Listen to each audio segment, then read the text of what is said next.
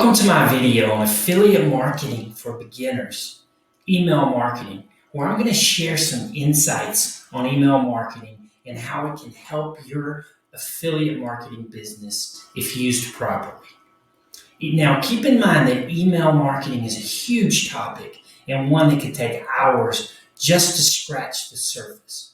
But what I'm going to do is attempt to make sure you understand its value and give you some tools to use to get you in the game with email marketing if you're not already.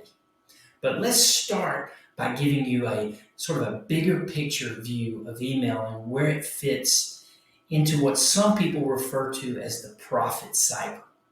So let's get started. You can see here there are several things that make up the profit cycle. We need a source of traffic. That could be paid ads or organic traffic. YouTube, Facebook, Google, etc. We need an opt-in page where people have a reason to opt in and give us their name and email address. The free gift is what is called a lead magnet, and that needs to be something valuable enough for someone to give us their name and their email address. Typically, there's a thank you page that also includes an offer of some kind where a small percentage of those that opt in for the gift will also buy a product. Then there's the autoresponder. This can be broadcast emails or a sequence of emails that you have to set up to be sent out automatically at predetermined intervals. There are lots of different email sequences, things like nurture email sequences, deadline sequences, etc. These depend on what you're trying to accomplish or your goals. Are you trying to build trust with your list? Are you trying to drive them to an offer, or maybe both? Okay, that's just an overview. And I show you this because email is the critical piece. Assuming you have a traffic source, and we'll talk about this in another video, and in assuming you have a lead magnet that will capture emails, you need to become effective at email marketing so you can follow up, and that's where the business will come from. Here are some of the types of different emails that you can send. You're always going to start with welcome emails when someone opts in to your lead magnet. Then there are problem emails that describe the pains and frustrations of their current situation and the cost of not taking action. There are testimonial emails, or what we call proof, and these are real stories of yourself or your clients or customers with specific and tangible results. You need to make these very real. There are emails where you are overcoming an objection. And this acknowledges that people are struggling with problems they need to solve and helps you build trust. Then there's paradigm shift, which is showing how you're different than your competition.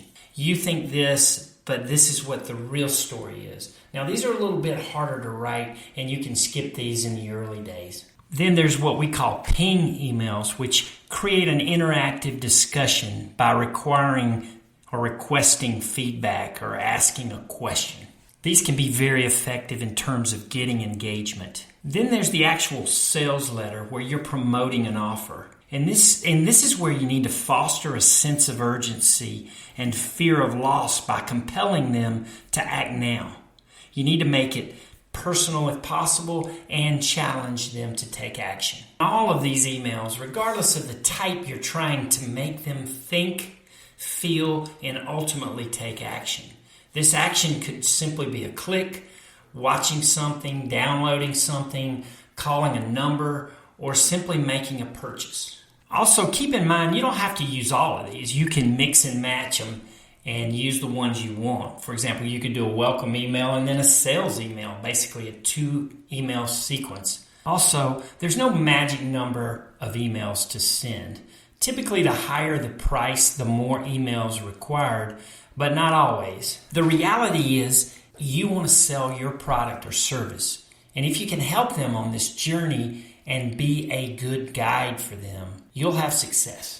Okay, I'm going to try to run down our 4-step email marketing checklist real quickly. The first thing is you've got to define your goals. That's both your primary goal as to what are you trying to get someone to do, and maybe a secondary goal where you would settle for something if you could get it. And then, of course, what kind of content's going to best help you achieve your goal. And then what's your email sequence look like, or will it be a series of broadcast emails?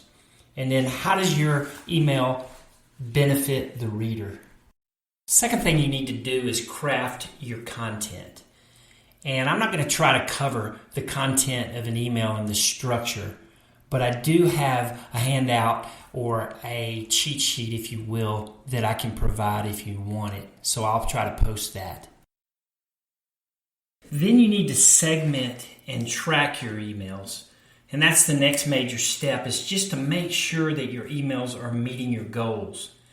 To that end, you need to do a lot of analysis. Depending on how your emails are performing compared to your goals, you'll be able to make adjustments where necessary. And then putting on the finishing touches is really more analysis and basically refining your process to where everything from your goal setting to the content to your tracking becomes better and better with each campaign. I know that's a lot of information we covered in a very short period of time, but I wanted to provide some insights that hopefully will set you out on this journey to improve your effectiveness on email, and it'll be worth your time because you'll get a great return on that effort.